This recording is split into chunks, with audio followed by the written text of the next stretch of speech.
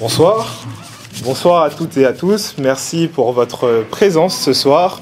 Merci à la mairie pour nous avoir laissé cette salle. Merci au personnel communal pour nous avoir donné le matériel et pour nous avoir permis de nous installer facilement. Merci aux militants pour nous avoir aidés à organiser la salle, à nous avoir aidés à afficher les affiches. Merci vraiment à eux. Merci aussi aux 4 intervenants et intervenantes pour leur présence ce soir. Manon Montmirel, Peter Kozro, Nadège Abo-Mangoli et Éric Choprel, que je vais présenter au fur et à mesure de la soirée.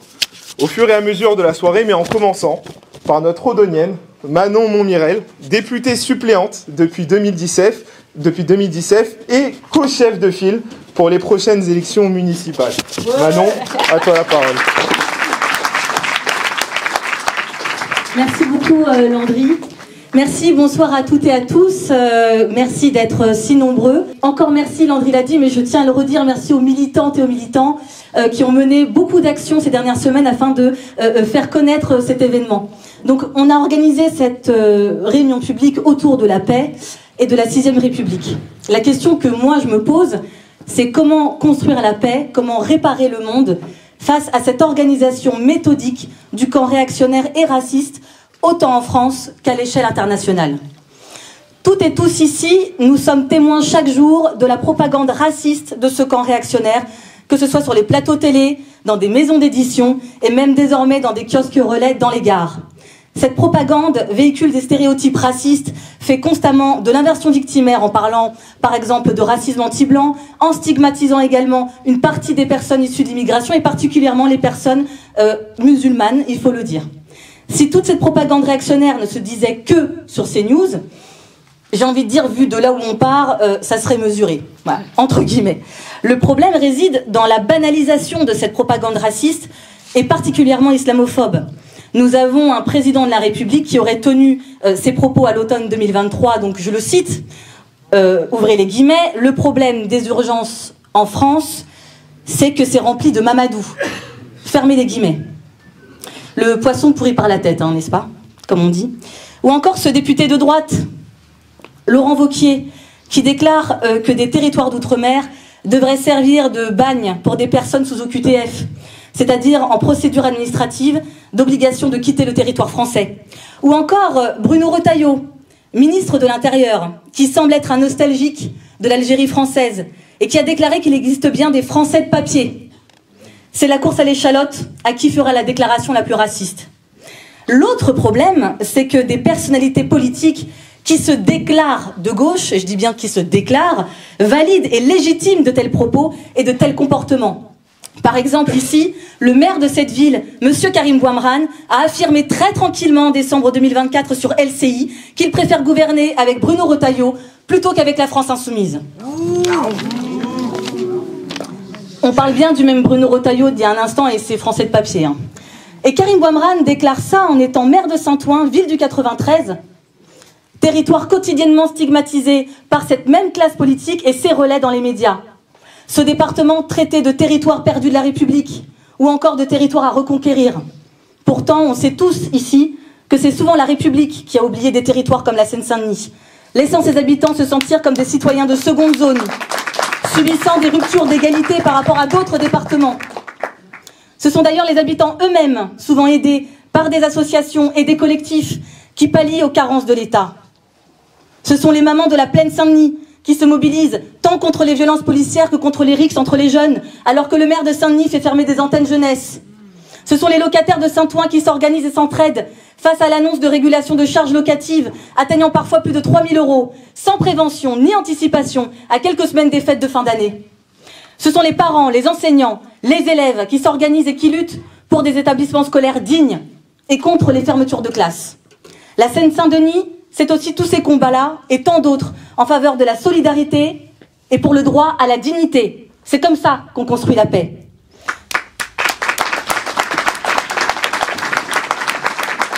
Ne vous y trompez pas, cette agitation depuis quelques années de ce camp réactionnaire, et donc raciste, parce que ça va ensemble évidemment, tant en France qu'à l'échelle internationale, est due au fait que nous sommes au bord d'une crise de ce système capitaliste. Ce camp réactionnaire s'agite parce qu'il veut maintenir ses profits et ses privilèges à tout prix. Je vous parlais des médias tout à l'heure, donc je vais vous donner juste quelques chiffres. Le premier vient d'une étude réalisée par Julia Cagé, qui est une économiste. 9 milliardaires, pardon, ils ont des milliards, hein, mais 9 milliardaires français possèdent 80% des médias. Vous en connaissez certains, Vincent Bolloré, Bernard Arnault, Xavier Niel, Martin Bouygues, de grands artisans de la paix, bien sûr, hein, c'est connu. Un autre pourcentage venant du magazine Bastamag, plus de 90% des exemplaires quotidiens nationaux vendus chaque jour en version papier appartiennent directement ou partiellement à une poignée d'ultra-riches. Ces ultra-riches, évidemment, ne servent que leurs intérêts. Et leur intérêt réside dans la survie de ce système de prédation, d'oppression, d'exploitation dans lequel nous vivons. Ils ont besoin de la mise en concurrence entre nous, que chacun regarde son voisin et le soupçonne, soit de lui voler son travail, soit d'être un fraudeur social, etc. Tout ceci pour ne pas qu'on s'intéresse au fait que, par exemple, les 4 milliardaires français les plus riches ont vu leur fortune augmenter de 87% depuis 2020. Le taux d'impôt net payé par les 10% les plus riches a reculé de 0,1% en 2024, alors que leur revenu fiscal de référence a augmenté de 2%. Que la multinationale française Total paye quasiment pas d'impôt sur l'entreprise puisqu'elle cède de paradis fiscaux. Ou encore Bernard Arnault qui préfère collaborer plus étroitement avec le gouvernement de Donald Trump tout en pratiquant de l'évasion fiscale. Bernard Arnault qui a voulu faire classer, je crois, ses comptes en secret défense lorsqu'il a appris qu'Éric Coquerel était élu président de la commission des finances. Hein. Je donne cette information aussi. Il n'est pas très à l'aise, je crois. Donc voilà, les faits sont simples. Il n'œuvre pas pour l'intérêt général. Pire, il les cannibalise pour leurs intérêts privés. C'est sans doute une des explications de cette montée en puissance de la normalisation des propos racistes dans la sphère médiatique et politique. Car le racisme et la hiérarchisation des races ont toujours été le fer de lance du système capitaliste afin de justifier la colonisation des territoires et des matières premières, de l'exploitation des êtres humains dont les dominants tirent leur profit. Malheureusement, il n'y a rien de nouveau sous le soleil. Par exemple, et je crois que Peter va en parler plus précisément dans son intervention, pour la déportation de millions de Noirs africains, de l'esclavage, puis de la colonisation du continent africain, les capitalistes ont utilisé le concept de hiérarchisation des races et les outils de déshumanisation avec le renfort de collèges scientifiques, des milieux culturels et littéraires, de la philosophie et de l'art pour justifier auprès des peuples leurs pratiques de prédation, d'exploitation, de méthodes génocidaires, et pour justifier leurs profits. C'est en cela d'ailleurs que le racisme est différent de la xénophobie qui est le rejet de l'autre, l'autre qui n'est pas soi. Le racisme et la hiérarchisation des races sont des concepts méthodiquement construits qui font partie du capitalisme, qui sont modelés et utilisés par lui. Donc voilà, comme je disais, malheureusement rien de nouveau sous le soleil et depuis quelques années, vous l'aurez remarqué, en France, on a construit la figure d'un nouvel ennemi de l'intérieur. Toute l'attention est portée désormais sur la communauté musulmane. Ils sont responsables de tout. Et il y a même un truc, je ne sais pas si vous avez suivi, je pensais que c'était une blague. La pénurie d'œufs, je ne sais pas si vous avez suivi, ils disaient que c'était à cause du ramadan. Voilà. Donc, en fait, c'était l'huile. Alors avant c'était l'huile d'olive. Ah oui, donc toutes les catastrophes climatiques, les injustices, les inégalités sociales, les inégalités fiscales ne seraient pas dues à des décisions politiques depuis des années, mais à cause d'une communauté en particulier qui est ciblée comme ennemie de l'intérieur par ces médias qui sont détenus par les milliardaires dont je parlais à l'instant. Et parce que la France Insoumise est un mouvement qui se revendique d'être antiraciste, antifasciste, parce que nous avons marché contre l'islamophobie, et même parce que nous nous positionnons contre les génocides et contre les politiques et les guerres coloniales, nous sommes quotidiennement traînés dans la boue, traités de racistes, d'antisémites, d'ennemis de la République ou encore de partis de l'étranger, comme l'a dit ce torchon qui s'appelle Frontières, dont il y avait une publicité d'ailleurs. Je vous demande de faire « ouh » s'il vous plaît, parce qu'il faut vraiment les huer. Ce torchon dont il y avait une publicité à Garibaldi et qui a fait un reportage, je ne sais pas appeler ça comme ça, scandaleux sur la France Insoumise. Nous sommes craints parce que nous menaçons le système qui permet aux ultra-riches de s'enrichir toujours plus aux dépens de tous. Nous menaçons leurs privilèges et leurs profits. Je demandais tout à l'heure comment construire la paix face à cette offensive. en continuant d'œuvrer et de proposer une politique de justice sociale et fiscale pour une meilleure répartition des richesses, pour maintenir et renforcer nos services publics, pour une application réelle des principes d'égalité, mais aussi en continuant d'œuvrer et d'exister contre le racisme, les discriminations, leur banalisation et leur relais. Nos vies valent mieux que leurs profits. Merci.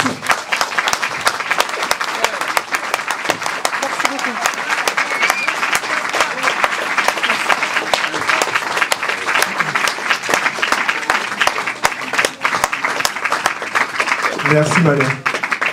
Merci beaucoup. Pour la prochaine personne, c'est Monsieur Peter Pozro. Il y a beaucoup de choses à dire sur vous, Monsieur Pozro, car vous êtes un intellectuel et un odonien très complet. Vous avez eu plusieurs vies, vous êtes juriste, en même temps vous avez été ancien animateur de centre social, vous avez été responsable associatif dans l'accompagnement éducatif des jeunes et dans la solidarité internationale également. Mais ce soir, nous avons invité, et merci d'avoir accepté cette invitation, pour que vous nous présentiez le Monsieur Pozro, spécialiste des questions africaines, et c'est sur ça que nous aimerions entendre vos analyses. Merci.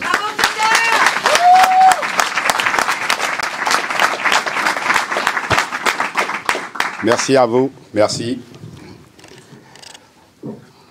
Le monde va mal.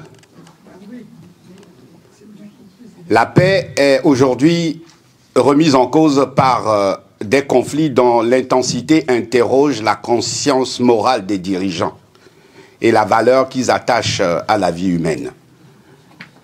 En Europe, la guerre en Ukraine continue de faire des milliers de morts, aussi bien parmi les civils que les militaires, et ravage des infrastructures essentielles dont la reconstruction s'annonce longue et coûteuse.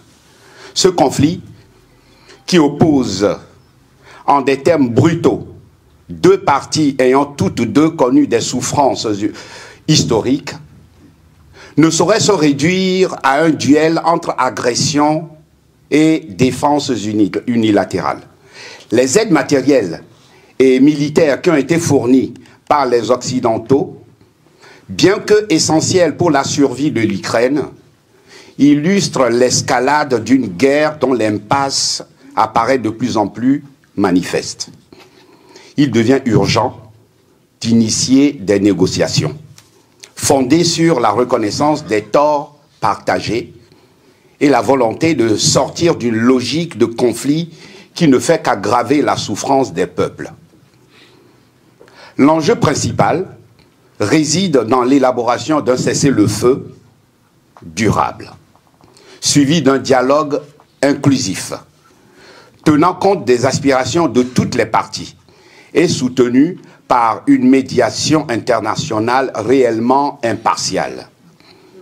Un processus de réconciliation qui commence par la reconnaissance de l'histoire commune des peuples et la mise en place de garanties de sécurité pour l'ensemble des populations. Et cela peut créer des conditions d'une paix négociée et durable. Au Proche-Orient, le conflit israélo-palestinien, qui dure depuis de nombreuses années, vient de connaître une exacerbation dramatique. À Gaza, la désolation quotidienne des familles, aggravée par des opérations militaires israéliennes qui, en réponse aux attaques du Hamas, cristallisent des frustrations accumulées, témoignent d'un cercle vicieux de violence qui ne parvient pas à assurer la sécurité recherchée. Pour briser cette dynamique, il est impératif que la communauté internationale adopte une volonté politique affirmée en faveur d'un véritable processus de paix. Ce processus doit inclure les mesures immédiates pour instaurer un cessez-le-feu, la mise en place de corridors humanitaires et des garanties pour la protection des populations civiles, sans quoi la spirale de la violence risque de s'envenimer. Par ailleurs, la reconnaissance mutuelle des droits des deux parties, accompagnée par l'établissement d'un État palestinien viable et souverain, apparaît comme une condition sine qua non pour rétablir une paix fondée sur la justice et la réconciliation. En Afrique, et c'est là, sur le continent africain, où je me permettrai de faire un éclairage plus approfondi, les conflits actuels et les leviers de recherche d'une solution viable pour une paix. Sur le plan historique déjà, l'esclavage qui a été aboli en 1848 dans les colonies françaises a laissé des traces qui se perpétuent sur la forme d'une servitude symbolique et économique. La colonisation, avec ses institutions de contrôle et de domination culturelle, a posé les bases d'un système de relations inégales, dont la décolonisation n'a constitué qu'un changement de forme. Après les indépendances des années 60, la France a poursuivi sa gestion indirecte en cooptant des dirigeants, souvent soumis à des régimes autoritaires, assurant la continuité d'un lien néocolonial qui exploite subtilement les populations tout en masquant ses agissements derrière des discours de fraternité et d'amour. Avec le temps, le néocolonialisme s'est imposé comme une mutation entre un impérialisme formel fondé sur la possession des territoires conquis, substitué par un impérialisme informel, largement déconnecté de la souveraineté territoriale. Celui-ci se matérialise par l'imposition, via des accords de coopération et de défense, de conditions inavouées, plutôt structurelles, qui enferment les États africains dans une relation de dépendance économique et stratégique. Ces dispositifs d'accords de coopération ont stipulé plusieurs droits et obligations qui sont tout aussi effarants les uns que les autres. Notamment la dette coloniale pour le remboursement des bénéfices de la colonisation, le dépôt automatique des réserves financières des États auprès du Trésor français, le droit de premier refus sur toute ressource naturelle découverte dans les pays, la priorité donnée aux intérêts aux entreprises françaises dans les marchés publics et appels d'offres publiques, le droit exclusif de fournir les équipements militaires et de former les officiers militaires, le droit pour la France de déployer des troupes et d'intervenir dans les pays pour défendre ses intérêts, d'où l'installation des bases militaires et des troupes de façon permanente dans certains pays, et ces troupes ont été entièrement gérées par la France, sans aucun compte à rendre aux pays qui les accueillent. L'obligation de faire du français la langue nationale et la langue de l'éducation. L'obligation d'utiliser la monnaie, le franc CFA. L'obligation d'envoyer en France un bilan annuel et un rapport d'état des réserves. Vous n'envoyez pas de rapport, vous n'avez pas d'argent. Renonciation à toute alliance militaire avec d'autres pays, sauf l'autorisation de la France. L'obligation de s'allier à la France en cas de guerre ou de crise mondiale. Tous ces dispositifs ont créé un cadre dans lequel la souveraineté réelle des nations africaines se trouve compromise. Et ce système de contrôle est à multiples facettes. C'est ce que nous appelons la France-Afrique. C'est le reflet d'un système de domination occulte. L'ensemble de ces mécanismes qui permettent à la France de perpétuer en Afrique des pratiques inavouables sous des discours vertueux et les sempiternelles déclarations d'amour. Nos chers amis les Africains. Pendant des décennies, ce système a reposé sur des réseaux opaques de corruption, de clientélisme, ainsi que sur des interventions clandestines favorisant des putschs, soutenant des organisations parfois mafieuses. Sous cette apparence de coopération fraternelle, la France a su maintenir un rapport de force asymétrique qui ne laisse guère de place à l'autonomie des populations africaines. Certains analystes, notamment Thomas Borrell, Hamzat Boukari Yabara et d'autres encore, montrent que les mécanismes de la France-Afrique ne relèvent pas de faits isolés, mais font partie d'une stratégie globale destinée à maintenir une hégémonie dans la politique africaine. Les bases militaires permanentes, les interdépendances monétaires, les réseaux d'influence s'inscrivent dans une administration moderne de l'ingérence.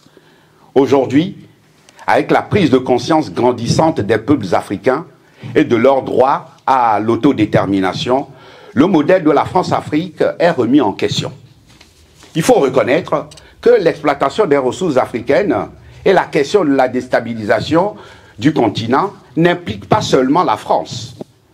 L'Afrique, c'est un continent qui regorge de beaucoup de ressources naturelles et minérales, dont les pays industrialisés ont fortement besoin pour leur économie. En effet, la nécessité pour l'Occident de s'approvisionner en matières premières se traduit par une course aux ressources qui engendre des pratiques d'exploitation parfois brutales et non durables en Afrique. Le pillage, la surexploitation de ces richesses maintiennent l'instabilité sur le continent, car tout conflit, même latent, devient un moyen de garantir l'accès à ces ressources, au détriment du développement endogène des pays africains.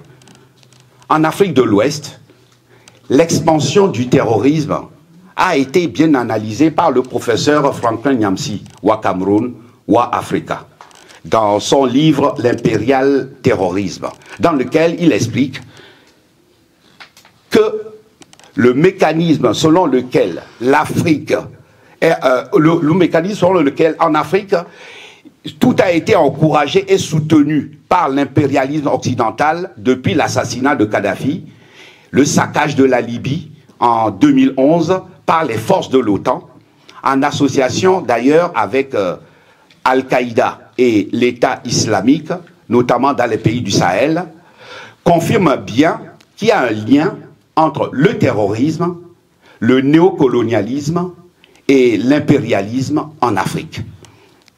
En Afrique centrale,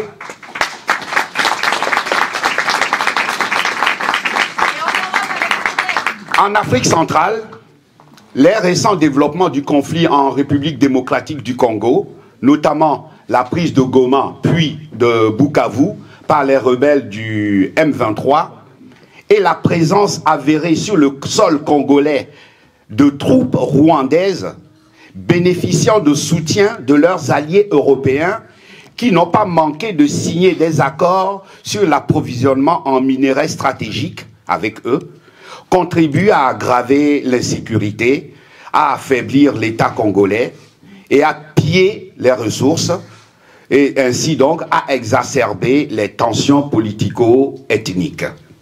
En définitive, l'Afrique, par son positionnement stratégique et sa richesse, est exploitée comme une caisse de résonance de la conflictualité mondiale.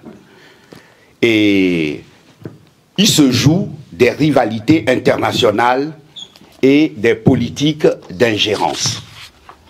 Pour briser cela, il est indispensable de repenser les partenariats internationaux sur les bases de respect mutuel, en réaffirmant la souveraineté des États africains et en favorisant des modèles de développement qui répondent aux besoins concrets et aux aspirations réelles de ces peuples. Cette dynamique passerait par la convergence d'efforts sur le plan politique, militaire, économique, pour créer des alliances équitables et durables, fondées sur une logique gagnant-gagnant, dans un monde multipolaire. Et quelle politique maintenant pour une paix durable? Les pays africains, portés par la jeunesse et l'essor d'une société civile informée grâce aux nouvelles technologies et aux réseaux sociaux, aspirent à une reconnaissance et à une prise en compte accrue de leurs aspirations dans les relations internationales. Les nouvelles générations, conscientes de la nécessité de rompre avec une tutelle séculaire, réclame aujourd'hui une Afrique souveraine, capable de définir ses propres priorités et de bénéficier d'un partenariat équitable qui soutient son développement selon des critères propres à cette réalité. Ainsi, la politique internationale, et plus particulièrement celle de la France, doit évoluer pour accompagner cette transformation. Un véritable renouvellement s'impose, fondé sur l'idéal d'un partenariat égalitaire et respectueux.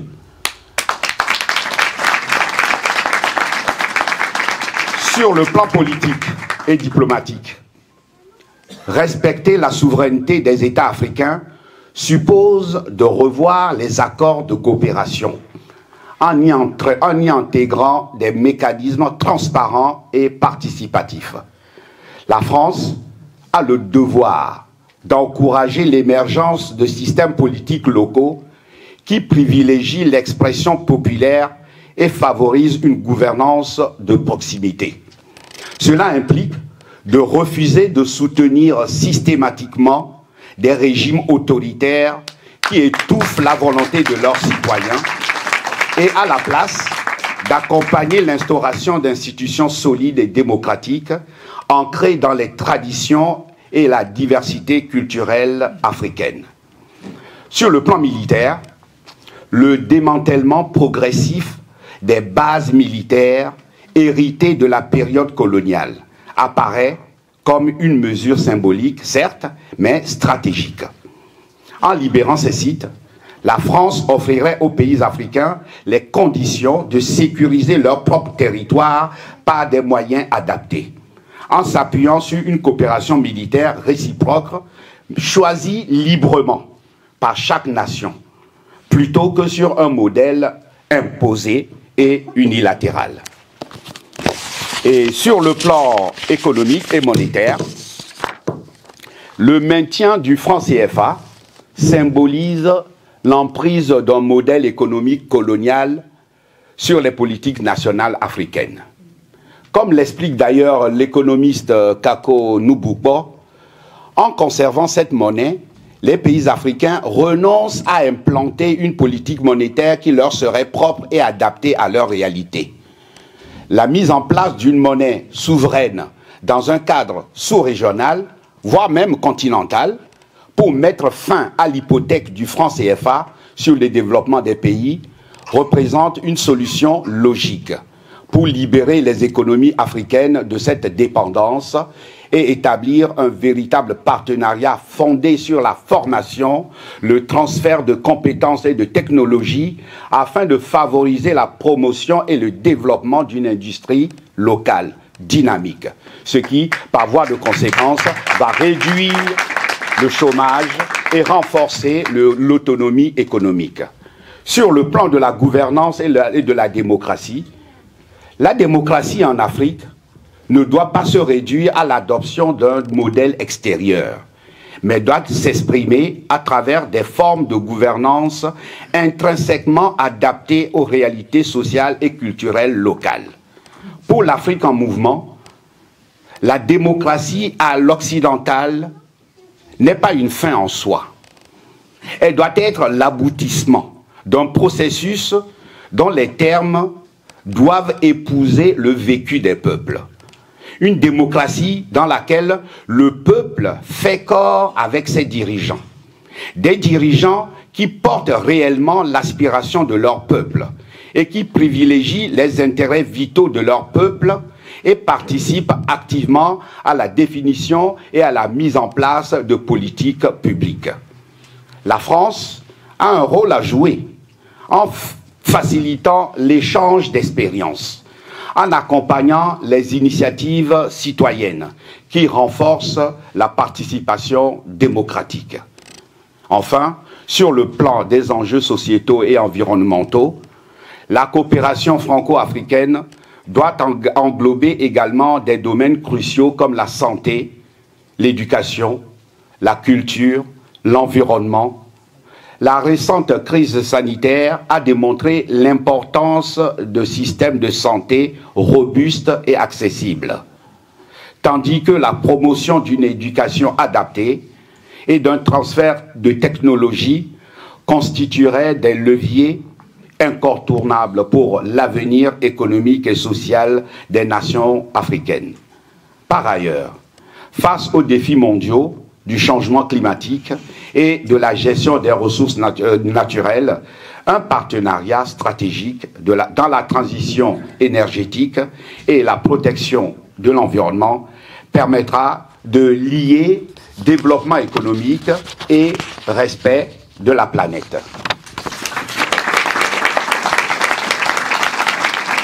Je pourrais donc dire qu'en conclusion, il nous faut évoluer vers une solution de paix pour les peuples. Les conflits actuels qui se déroulent en Europe, au Proche-Orient ou en Afrique soulignent l'échec d'une stratégie fondée essentiellement sur la militarisation et l'escalade des hostilités. Au lieu de promouvoir des réponses unilatérales, il est impératif d'encourager des approches pluridimensionnelles, reposant sur le dialogue, la diplomatie et la coopération régionale. Cette approche intégrée redéfinit non seulement les contours d'un partenariat historique, mais elle offre également l'opportunité de construire ensemble un avenir fondé sur l'ambition d'un développement équitable et d'une paix pérenne et juste. Merci.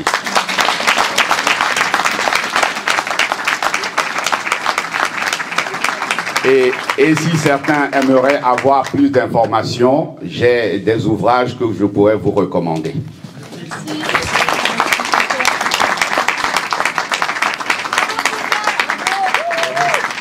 Merci. Et effectivement, on pourrait les recommander pendant le temps d'échange qui aura lieu après les deux dernières prises de parole, dont celle de notre députée Nadège Abomangoli, députée insoumise de Seine-Saint-Denis. Première femme noire à présider l'Assemblée nationale. Nadège Abomangoli est membre de la Commission des Affaires étrangères et c'est sur ça que nous allons vous entendre. Vous allez nous livrer vos analyses sur les questions internationales. Merci André. Tu peux me tutoyer en fait, parce qu'en vrai tu me tutoies. Alors bonsoir à toutes et tous. Merci à l'invitation formulée par Éric et Manon. Merci aux militants qui ont organisé cette soirée. Évidemment, un rassemblement pour la paix, ça peut paraître un peu naïf politiquement, ça fait peut-être faire un petit peu rêveur, et même politiquement inutile. Mais en fait, on est des militants politiques et c'est des sujets fondamentaux pour nous. C'est des sujets fondamentaux historiquement pour la gauche et surtout dans le moment présent parce que on le sait aujourd'hui que le mot paix a une résonance particulière. D'abord parce qu'on assiste à une guerre abjecte d'Israël contre une armée qui n'existe pas en fait. Une armée qui n'existe pas, une guerre contre un peuple, une guerre génocidaire. Je sais que toutes et tous ici vous êtes mobilisés pour la paix en Palestine et donc je tiens à placer cette réunion sous le signe du soutien indéfectible au peuple palestinien. Des dizaines, des milliers de morts, des enfants innocents, nous pensons à eux. Et c'est véritablement le premier génocide filmé du XXIe siècle. Moi, je suis d'une génération qui a connu le génocide au Rwanda. En fait, on avait quelques images éparses. Mais là, vraiment, tout est filmé, tout est vu, tout est su. Donc, c'est vraiment une situation morale du monde que nous ne supportons pas. Et donc, un rassemblement pour la paix, partout dans le monde, ça a une résonance particulière. Je tiens à rappeler par ailleurs que ce week-end, des mobilisations auront lieu devant différentes ambassades américaines. Et je soutiens toutes celles et ceux qui s'y rendront. Ensuite, évidemment, la paix est importante parce qu'aujourd'hui, évidemment, aux États-Unis, le leader du monde dit libre, est dirigé par Donald Trump et qui fait peser une menace existentielle sur un certain nombre d'États, comme par exemple là maintenant le mot annexion revient à la mode. On a Donald Trump qui dit qu'il veut annexer le Canada et je salue la délégation insoumise amenée par Jean-Luc Mélenchon qui s'est rendue au Québec et au Canada, aux États-Unis. parce que nous sommes les seuls à avoir apporté un soutien véritable aux Canadiens, et ils nous l'ont dit à Jean-Luc, à Aurélien, que effectivement ça manquait. Ils ont été très étonnés qu'aucun pays européen n'ait exprimé volontaire, enfin vraiment franchement, un soutien face à des menaces qui sont tangibles, menaces aussi d'annexion du Groenland, tension avec la Chine du point de vue de Donald Trump, et récemment encore, nous avons l'extrême droite néerlandaise qui explique qu'il faudrait annexer la Flandre pour les Pays-Bas et annexer la Wallonie pour la France. Donc l'annexion revient à la mode, et donc la lutte pour la paix est évidemment un impératif pour nous. Et il faut le souligner parce qu'en fait, on vit vraiment, alors je sais pas si, là, je vois beaucoup de jeunes dans la salle, beaucoup plus jeunes que moi, mais on vit vraiment, je pense qu'il faut réaliser qu'on vit un moment très critique dans l'histoire du XXIe siècle. Le XXIe siècle, souvent on dit que le XXe siècle a commencé avec la guerre de 14. Le XXIe siècle, on pensait qu'il avait commencé avec le Covid. Je pense que le XXIe siècle, aujourd'hui, commence. Et vraiment, c'est avec cette séquence-là qu'il marquera l'histoire et les livres d'histoire. Et dans cette période critique, depuis plusieurs mois maintenant, depuis, j'ai envie de dire, depuis le 7 octobre, tu l'as rappelé Manon, et les attaques du Hamas, c'est bien nous, les militants qui sommes rassemblés ici, et particulièrement la France Insoumise, qui portons une voix de la paix, parce que tout ce qu'il s'est passé, nous l'avions dit. Nous avions dit que l'escalade menée par Netanyahou, l'offensive menée par Netanyahou, allait conduire à ce que nous vivons aujourd'hui, à savoir un génocide filmé, et un génocide finalement soutenu par les puissances occidentales. Et dans ce concert belliciste de soutien à Israël, en fait c'est quand même la majorité des voix qui se sont exprimées dans le débat public, certains, alors qu'on a Donald Trump au pouvoir, poussent à faire la guerre à Poutine à l'Est. Certains ferment les yeux sur le génocide et refusent de le caractériser. Parfois, on voit même des gens, d'ailleurs, je parle de cette délégation de députés de gauche qui s'est rendue, qui voulait se rendre dans les territoires palestiniens et en Israël. Certains d'entre eux, je dis pas tous évidemment, mais certains d'entre eux renvoient un petit peu dos à dos, nous sommes venus pour la paix. Et puis, en fait, j'ai même entendu une ancienne députée dire sur I24 News, que finalement, dire que se rendre, interdire à des Français de se rendre en Israël parce qu'ils critiquent Netanyahou, c'est un peu comme dire à des Israéliens que c'est pas bien, qu'en fait ils ne pourraient pas venir en France parce qu'ils critiquent Macron. Mais je crois que la différence entre Macron et Netanyahou, c'est qu'il y en a un qui a un mandat d'arrêt de la Cour pénale internationale pour crimes de guerre et crimes contre l'humanité. Donc c'est pas un petit désaccord, la Palestine et le génocide. C'est un grand désaccord politique avec certains. Et donc une force de gauche de rupture doit faire de la paix un axe central de sa politique. C'est pas juste une posture morale, parce qu'évidemment tout le monde peut dire que la guerre c'est mal. La paix pour nous c'est un combat permanent, parce que nous pensons que c'est une lutte acharnée pour la justice, car il n'y a pas de paix sans justice. La paix, c'est pour nous une exigence constante d'égalité. Il n'y a pas de paix dans un monde où certains accumulent des richesses quand d'autres sont privés de tout. La paix, c'est pour nous un combat permanent pour l'émancipation, car il n'y a pas de paix quand il y a des systèmes de domination racistes, comme tu l'as rappelé Manon, sexistes, patriarcaux et économiques.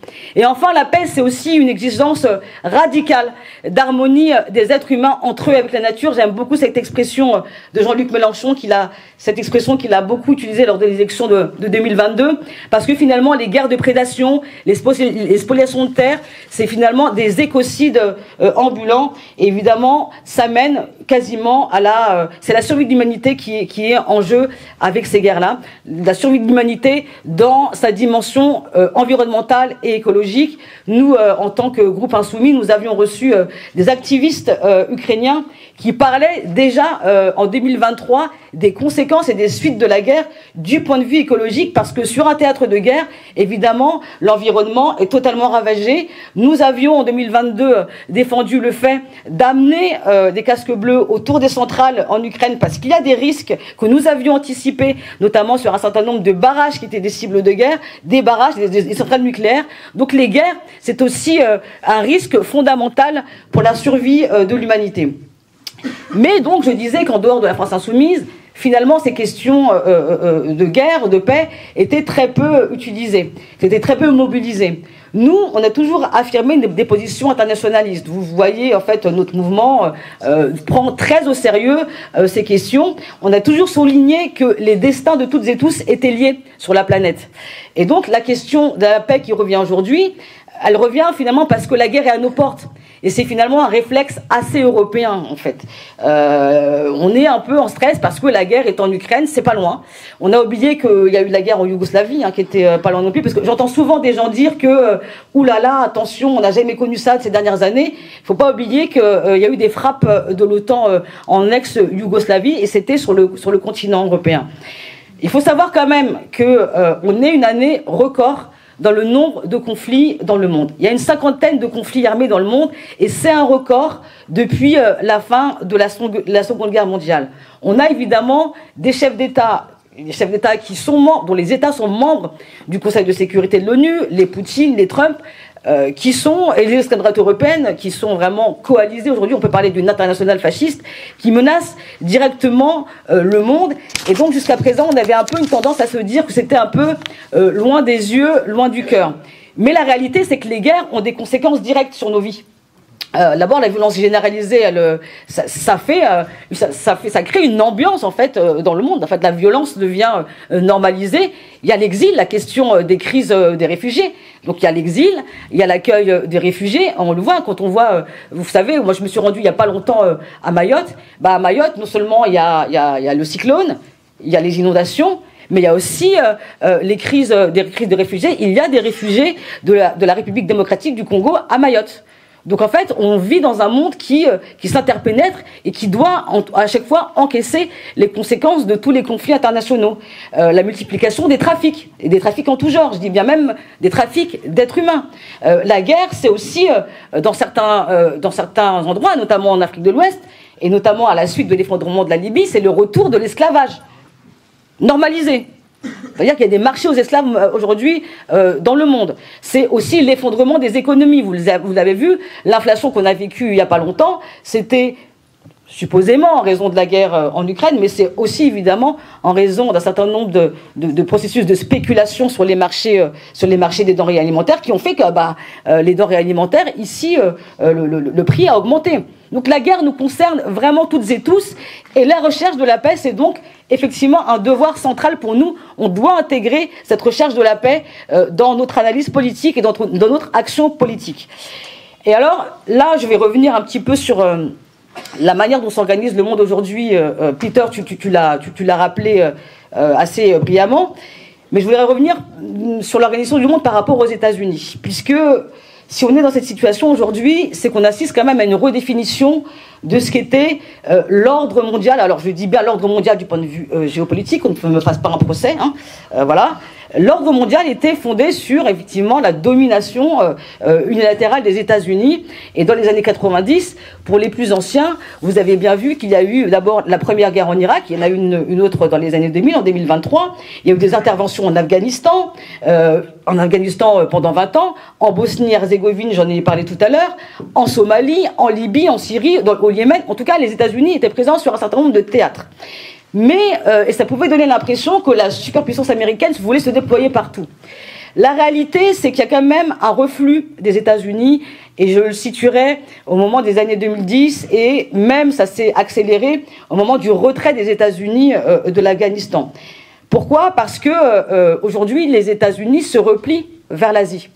Il ne faut pas croire que la guerre commerciale qui est lancée, Eric en parlera parce que ça a des conséquences effectivement économiques dramatiques pour tout le monde, mais la guerre commerciale avec la Chine, parce qu'aujourd'hui les États-Unis se replient vers la Chine, c'est pas forcément quelque chose qui va déboucher sur juste une guerre commerciale.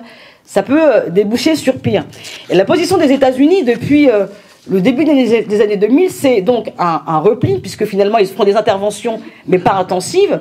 Et les États-Unis, en 2023, ont semé une graine dont les conséquences sont terribles aujourd'hui, c'est qu'il y a eu l'intervention en Irak. Et l'intervention en Irak, souvenez-vous, elle s'est faite sans mandat de l'ONU. La France, par la voix de Dominique de Villepin, à l'époque, s'était opposée à cette intervention militaire. Et nous avons vu les conséquences de la déstabilisation de cette région. Et donc, depuis 2003, la morale internationale a évolué à cause des États-Unis. C'est-à-dire qu'aujourd'hui, n'importe quel dictateur a beau jeu de dire « ouais, annexion, envahissement, oui, mais regardez les États-Unis ». C'est souvent ça, en fait, aujourd'hui, qu'on nous rétorque. Et évidemment, le fait que Poutine, aujourd'hui, ait envahi et agressé l'Ukraine, ça renforce aussi cette impunité au niveau international. Et donc, finalement, Donald Trump, avec les éléments que j'ai évoqués tout à l'heure, ces volontés hégémoniques, impérialistes, sur un certain nombre d'États, évidemment les plus faibles, c'est aussi la continuité, mais de manière agressive et décomplexée, de la politique américaine classique. Les États-Unis restent les États-Unis, et moi, j'ai jamais cru dans l'espoir d'un Barack Obama du point de vue des relations internationales. Aujourd'hui, les États-Unis sont dans un processus de réorientation de leur volonté hégémonique en Asie. Le problème, c'est que la Chine, aujourd'hui, c'est plus ce qu'elle était. Avant, c'était un peu caricaturé. Moi, je me suis rendu en Chine dans le cadre de mon mandat, avec le groupe d'amitié France-Chine.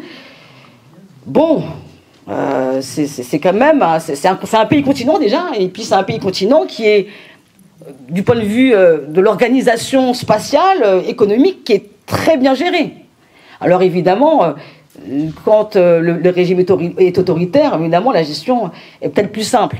Mais la réalité, c'est qu'aujourd'hui, c'est un concurrent très sérieux, en tout cas, en termes de domination mondiale. Et il va falloir faire avec ça aujourd'hui. Et donc, elle s'appuyait, la puissance américaine, jusqu'alors, sur la domination culturelle, mais même du point de vue culturel. La Chine, aujourd'hui, par exemple, investit énormément dans des productions cinématographiques, et ils ont un marché intérieur et un marché extérieur qui est conséquent. La Chine, aujourd'hui, alors qu'on parle de la concurrence, notamment sur les questions automobiles, a pris le tournant de la voiture électrique depuis des années.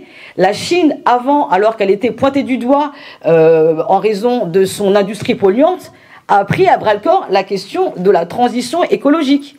La Chine. Donc, en fait, je pense que le fait que la Chine ait cette puissance va tendre davantage les États-Unis. Aujourd'hui, la Chine, ça représente un tiers de la production manufacturière mondiale. Et donc, c'est pour ça que nous, très régulièrement, nous insistons, Jean-Luc Mélenchon l'a fait à plusieurs reprises, pour dire attention, les tensions avec la Chine peuvent mener à un engrenage guerrier. Sauf que ça, je ne sais pas si vous l'avez constaté, mais dans notre pays, les responsables politiques, ceux qui sont en responsabilité, ne le prennent absolument pas en compte.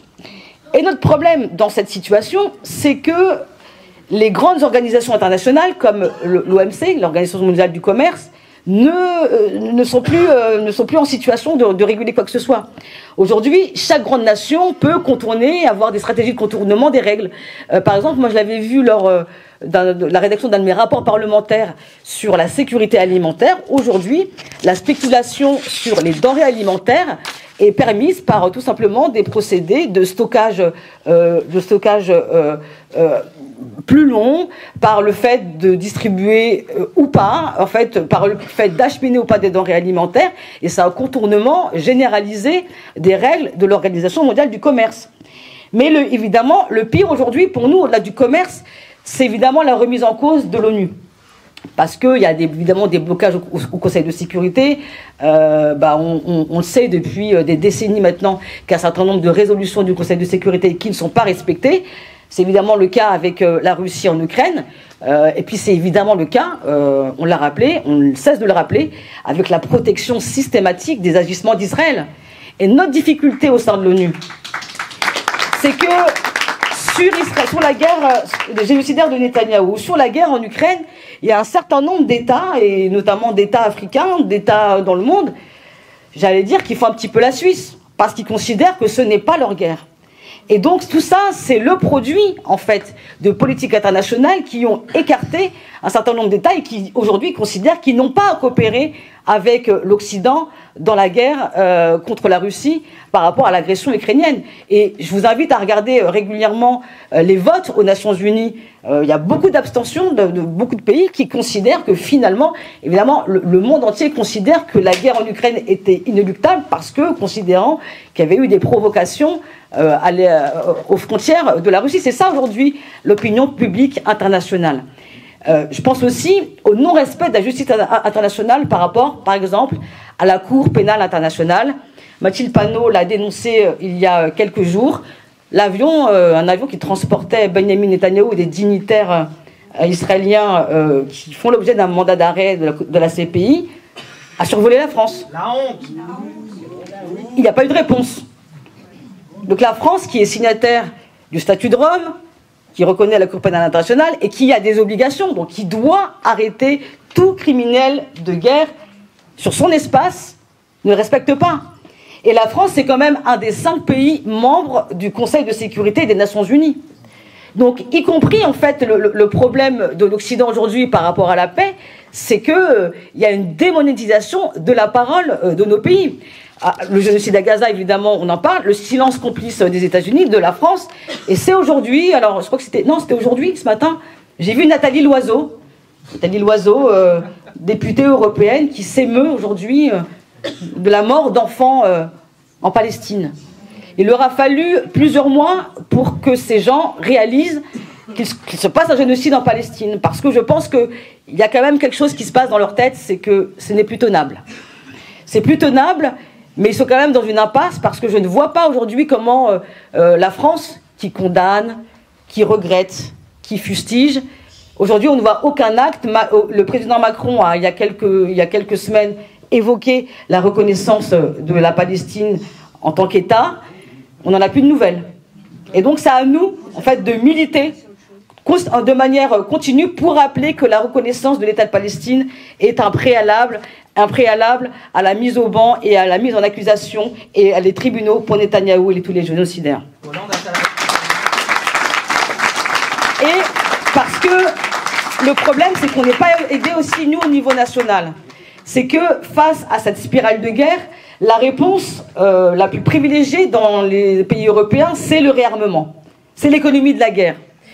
Des budgets d'armement qui sont en hausse, comme si avoir plus de temps que ça allait résoudre les conflits. L'Europe s'arme contre les Russes s'arment contre les Européens, les Chinois s'arment contre les Américains contre les Chinois, et le cercle vicieux est totalement lancé. Et évidemment, chacun trouve une menace pour justifier tout ça, et même l'Allemagne, qui était après-guerre le pays par excellence qui démilitarisait, maintenant veut convertir son industrie automobile en industrie de guerre. La réalité, c'est qu'on ne tient pas la concurrence avec la Chine, mais c'est un prétexte pour tourner cette économie automobile en économie de guerre. Et en France, on nous promet l'austérité, parce qu'on nous promet 40 milliards. Là, on nous demande, Eric va, avec les collègues, on va évidemment encore aller à la bataille sur ce budget, mais on nous promet un budget d'austérité pour financer des missiles. Encore cet esprit guerrier. Et cet esprit guerrier, il est soutenu quand même par un certain nombre de personnes de la classe politique française. Nous, on a eu il n'y a pas longtemps un débat sur le soutien à l'Ukraine au sein de l'hémicycle. Bah écoutez, moi j'ai trouvé que les positions du Parti Socialiste étaient quand même saisissantes. C'est-à-dire que eux sont dans un trip totalement guerrier. Si pour reprendre Glucksmann qui parle d'un cap clair, eux c'est plutôt un cap clair vers la guerre. Et l'économie de guerre, ça a des conséquences. L'économie de guerre, c'est pas juste un terme neutre. Hein. Là, tout à l'heure, j'ai parlé de l'Allemagne qui convertissait son industrie automobile pour faire en économie de guerre. L'économie de guerre, ça veut dire consacrer une partie du budget à la guerre. Ça veut dire des réquisitions. Ça veut dire un certain nombre de formations universitaires orientées vers la guerre. C'est ça l'économie de guerre. Ça veut dire l'économie de guerre nous prendre à nous pour financer la guerre. Donc la réalité, c'est que là, on a dans la question de la paix une vraie bataille à mener. À venir sur les questions du budget. Nous, ce qu'on dit, c'est que l'économie de guerre entretient la guerre dans le monde et se transforme en guerre sociale ici. Et nous, insoumis, ce que nous devons faire en tant que militants, c'est travailler à une économie de paix, et ce n'est pas un gros mot. Parce que nous pensons que c'est la diplomatie, le règlement des inégalités économiques, en France et dans le monde, la lutte contre le colonialisme, contre le racisme, qui mettront fin aux guerres. En fait, il faut faire de la politique pour la paix. Parce que on a une difficulté qui est fondamentale, et ça, elle traîne depuis 20 ans, c'est qu'on est dans une logique, en tout cas, ceux qui sont en face de nous, ce qu'on appelle les néoconservateurs, c'est-à-dire celles et ceux qui parlent de choc de civilisation, c'est qu'ils coupent le monde entre les civilisés et les barbares.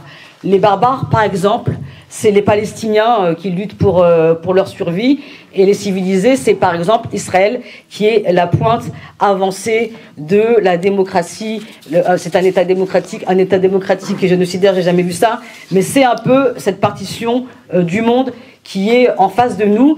Et cette idéologie néoconservatrice de choc des civilisations, elle a vraiment irrigué vraiment tout le champ politique de la droite jusqu'à une certaine partie de la gauche. Et c'est évidemment l'incarnation toute trouvée, l'incarnation ultime, c'est évidemment j'allais dire le camarade, mais non, c'est Raphaël Glucksmann. Pardon. Et donc nous, ce que nous prenons, c'est évidemment une diplomatie non alignée au service de la paix et des peuples souverains. Alors, le non-alignement, ça ne veut pas dire qu'on ne fait rien, c'est pas être neutre. C'est pas ça le non-alignement, c'est permettre de garder le cap sans être à la merci de la confrontation entre différents blocs.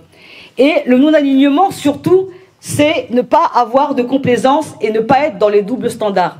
C'est-à-dire que quand Poutine envahit l'Ukraine, nous condamnons.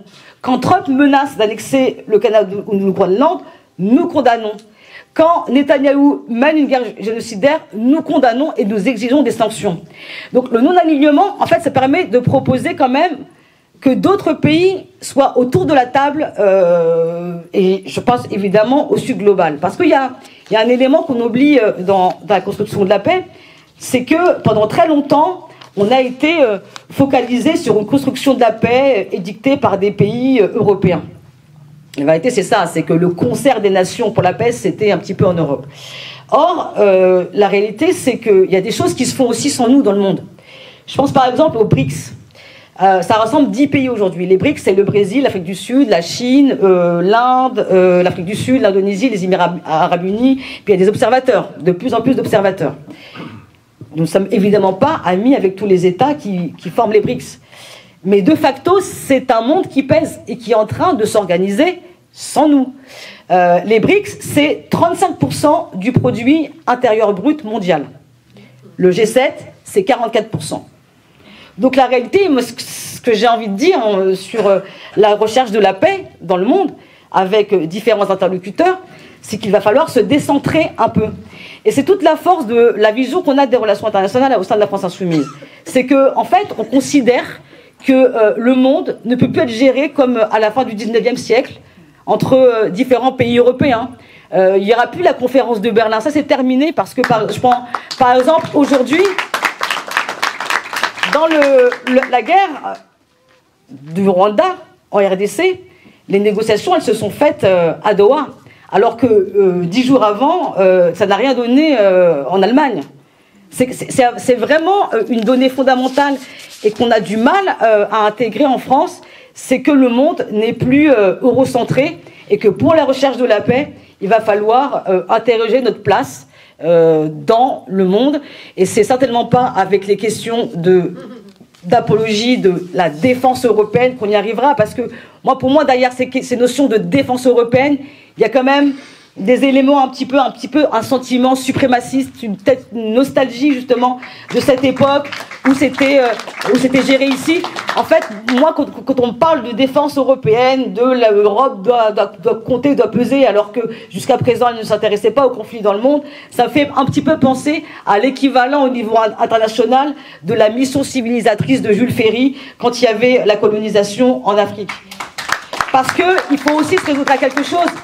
C'est que moralement, l'Europe, est à genoux. Enfin, moralement, on est foutu. Enfin, je ne sais pas si les chefs d'État européens mesurent le déclin moral qu'a constitué le fait de laisser faire un génocide. C'est-à-dire qu'aujourd'hui, il faut aussi intégrer dans les données internationales le fait que les États européens ne sont plus vus comme des interlocuteurs conséquents. Ça, nous, on l'a intégré. Il ne s'agit pas aujourd'hui de dire que, de critiquer la France en tant qu'État. En tout cas, il faut savoir se situer, et nous, c'est ce que nous défendons régulièrement. Nous sommes aujourd'hui la seule formation politique à régulièrement aller à la rencontre de nos partenaires au niveau international. Et c'est pas pour rien, c'est parce qu'on a compris qu'aujourd'hui, le monde n'était plus ce qu'il était. C'est vraiment l'élément que je voulais faire passer. La construction de la paix, elle ne se fera pas seulement en Europe, elle se fera avec des nations qui étaient jusqu'à présent négligées. Elle se fera parfois, il faudra en rabattre sur un certain nombre de sujets. Il faudra considérer peut-être que pour régler les conflits en Afrique de l'Ouest, il faudra peut-être compter sur d'autres partenaires, par exemple l'Algérie, qui est quand même un petit peu bien placée. Or aujourd'hui, on fait tout pour avoir aucun partenaire utile, même pour la construction de la paix et pour les intérêts même de la France, hein, parce qu'il y a des intérêts français, évidemment. Et donc, c'est vraiment le message principal que je voulais faire passer. Moi, je pense qu'il faut décoloniser les relations internationales. C'est mon mot d'ordre. L'époque est dangereuse. Et pour décoloniser les relations internationales, il faut évidemment promouvoir à chaque fois ce que nous disons, une diplomatie non alignée, au service de la paix et surtout au service des peuples souverains.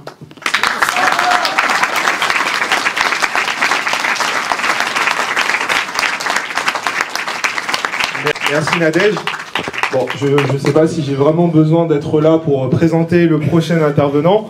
Le prochain intervenant est député depuis 2017, député présent dans les luttes, qu'elles soient à l'intérieur de l'Assemblée nationale ou à l'extérieur de l'Assemblée. Député qui aujourd'hui est le premier président de la commission des finances insoumis. Je vous demande d'accueillir le député Éric Coquerel. Bien, merci à toutes et à tous. Je suis assez content de nous voir aussi nombreux. On m'avait dit, mince, attention, il y a des vacances. J'ai dit, oh, à Saint-Ouen, tout le monde ne prend pas des vacances au mois d'avril. Et donc, c'est la preuve une fois de plus que nous sommes capables de remplir des salles. C'est vrai un peu partout, je dois le dire aux personnes qui sont ici de Seine-Saint-Denis. Je fais pas mal de meetings, comme Nadège d'ailleurs, y compris dans les départements ruraux où on dit qu'on ne touche pas terre. Et on remplit des salles, à mon avis, comme peu d'autres partis le font. Donc tout ça est parfait. Je voudrais remercier, Manon, Peter et Nadège qui sont intervenus. Je suis très content qu'on soit ensemble à ce meeting. Voilà. Et qu'on ait traité de sujets dont on ne parle pas forcément de manière très importante dans beaucoup de meetings politiques, que ce soit la question du racisme, que ce soit les questions africaines. Alors là, c'est carrément exceptionnel. Et puis la question internationale avec Nadège. Et je suis très aussi content d'intervenir avec Manon, Nadège, mais je pense aussi à d'autres qui sont à la salle, qui partagent, j'allais dire, cette particularité. Ça illustre aussi, je pense à Bali, je pense à Diangou, je pense à Africa, ça illustre aussi les élus que France Insoumise veut avoir en Seine-Saint-Denis, et nous le revendiquons, et nous voulons que ce soit bien davantage à l'avenir.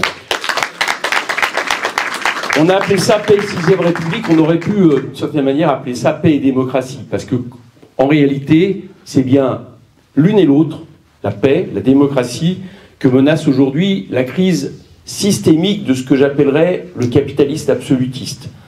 Alors je dis ça, j'ai vu Maxime qui n'était pas là sur le Saint-Ouen politique, quelqu'un qui s'interrogeait en disant, il parle de capitaliste absolutiste, bon c'est un nouveau nom pour le capitalisme, non, c'est une chose très particulière. Le capitalisme absolutiste, c'est ce qui est né il y a une quarantaine d'années avec Reagan, Thatcher, la chute du mur, et dont les caractéristiques, justement, ont un caractère absolutiste. Première caractéristique, c'est que c'est pour la première fois dans l'histoire, un bénéfice en dessous d'un nombre à 2 chiffres ne fonctionne pas. On a un bénéfice à 6-7%, alors on délocalise dans une autre partie du monde, et ça, croyez-vous, moi, c'est absolument inédit dans l'histoire. C'est une voracité du profit et quelque part un court-termisme, en réalité, comme on n'a jamais vu, au moment même où, en réalité, les questions, notamment écologiques, devraient nous inciter à voir dans le long-termisme. C'est un capitaliste absolutiste aussi parce qu'il occupe tous les espaces du monde. Il n'y a pas un espace dans le monde aujourd'hui qui échappe au capitalisme, même l'espace. Même certains, d'ailleurs, voudraient Mars. J'ai cru comprendre que Elon Musk aimerait bien partir à Mars, qu'il y aille vite, qu'il ne revienne pas. Ici, ça serait pas mal. C'est un capitaliste absolutiste aussi parce que, quelque part, il entend faire en sorte que tous les domaines sur lesquels il peut faire des profits, même les domaines qui appartiennent aux biens communs, aux droits fondamentaux, eh bien, il jette son dévolu là aussi pour exprimer sa voracité sur ces domaines. Et enfin, c'est un capitaliste absolutiste parce que, à peu près partout où il règne, il entend s'abstraire de toutes les règles et les lois, de tout ce qui peut le contraindre ou le corseter. Quelque part, c'est une revanche. C'est une revanche de la libération, en fait, cette histoire. C'est une revanche de ce qui s'est passé le 8 mai 45, c'est-à-dire bientôt 80 ans, et la victoire du nazisme. Qu'on le veuille ou non, à travers notamment ce qui s'est passé en France avec le Conseil national de la résistance, qu'on a appelé l'État social, il y a eu d'une certaine manière une défaite du capitalisme. Il a dû accepter des compromis.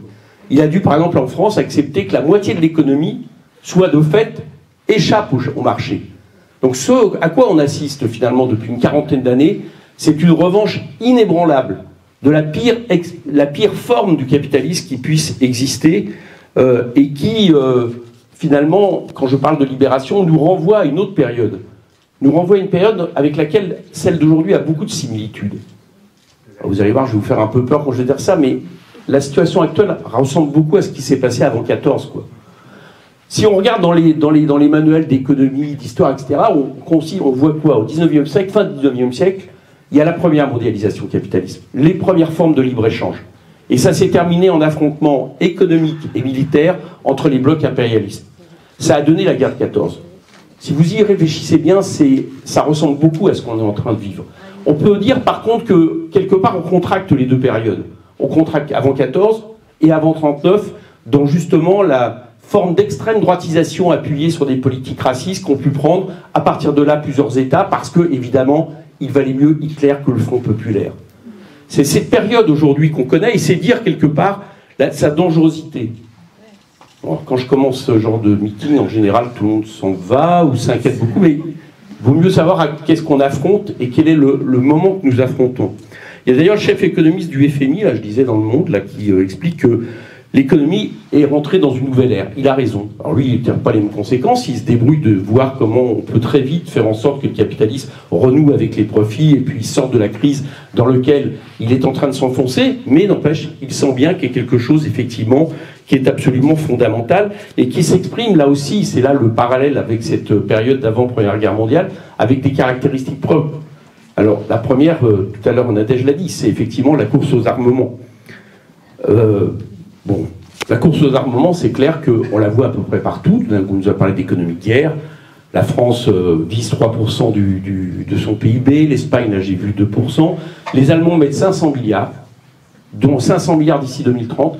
Moi, je ne sais pas, mais je ne suis pas totalement rassuré. Je ne dis pas ça par germanophobie, hein, mais juste parce que l'histoire longue existe aussi. Je ne suis pas très rassuré quand les Allemands expliquent qu'ils vont mettre 300 milliards sur l'industrie d'armement d'ici 2030. Et tout ça, effectivement, Nadège a raison de le dire, avant tout, c'est pour remplacer l'industrie automobile qui est concurrencée par les Chinois. Les chiffres sont absolument éclairants, puisqu'aujourd'hui, la Chine, c'est à peu près 33 millions de véhicules, hein, en gros, 33% pardon, des véhicules dans le monde. C'est plus que les États-Unis et l'Europe réunis, et ce n'était pas le cas il y a 5 ans. Donc ça, cette question de la course aux armements, effectivement, c'est très clairement, j'allais dire, une économie industrielle de remplacement pour le capitalisme, mais avec deux problèmes tout de suite immédiats. C'est que le capitalisme, quand il produit des choses, il lui faut des débouchés. Alors je ne sais pas si vous voyez quels sont les débouchés de l'armement. En général, c'est de l'utiliser, quoi. Hein, c'est-à-dire, bon, les guerres, et les guerres notamment, qui ont servi justement à supporter pendant des années l'industrie militaire américaine, quasiment de manière monopolistique, au moins au niveau des membres de l'OTAN. Et puis la deuxième chose, c'est que c'est une catastrophe écologique totale. Bon. On nous disait il y a encore un an, Draghi, qui était l'ancien président de la BCE, expliquait qu'il faudrait 800 milliards d'investissements en Europe pour affronter la question de la crise climatique dont chacun voit l'urgence. Là, on n'en parle plus.